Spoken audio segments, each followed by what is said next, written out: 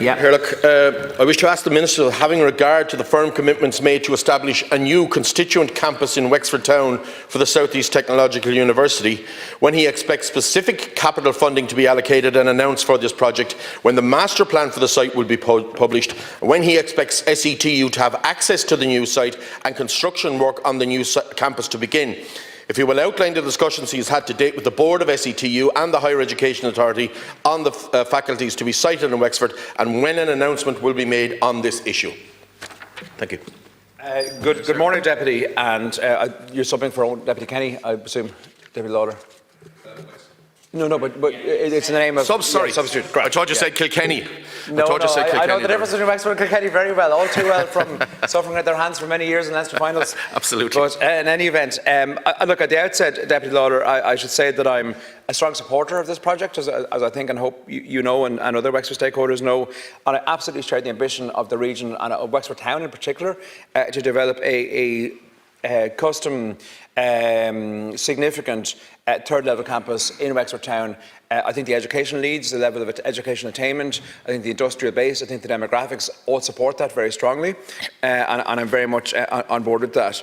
So where is it at? So the proposal to develop that Wexford campus is being progressed under what's called the Technological Sector Strategic Projects Fund. It's a particular fund within the department to assist the technological universities with putting together these type of proposals. In terms of the engagements that I've had on it, I met with the President, Veronica Campbell, and the Chair, Paddy Prendergast, of SETU in July in my office in government buildings. I also met with President Campbell again in late August on the matter, and I've also had ongoing engagements with the HEA, both directly and through my officials, and they would be ongoing and very recently, but on a constant basis. And I suppose my message to all of them has been of encouragement, and that I'm keen to see this project move along through the different stages. So it hasn't always been straightforward, as you know very well, being on the ground. And there has been a site identified by Wexford County Council. I think it's 48.5 acres or in that region. And there was a proposal for the council to CPO that land.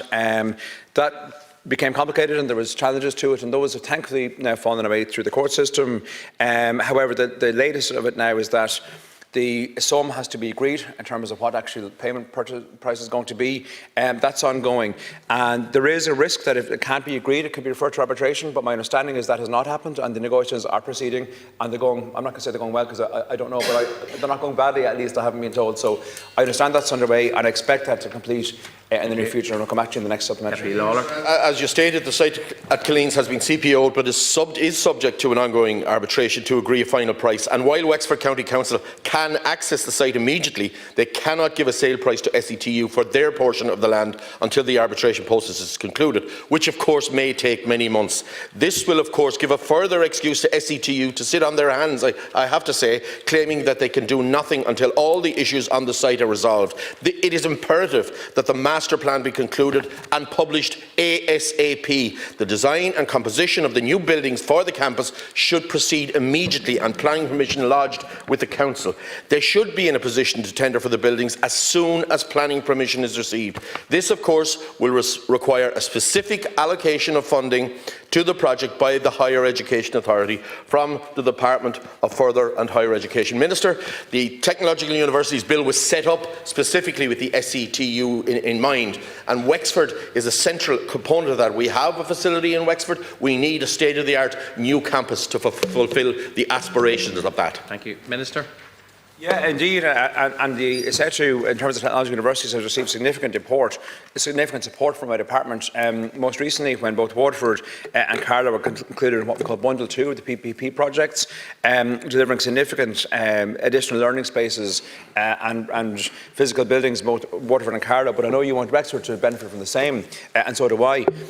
So the next stage of the process is for the notice of entry to enter onto the lands, which would give Wexford County Council the right to take possession of the site.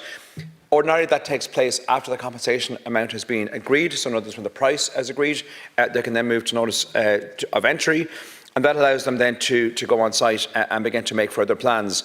And I'm told that SETU require access to the site to finalise their master plan. What they say is that without access to the site, there's a limit to how far they can go with their detailed designs.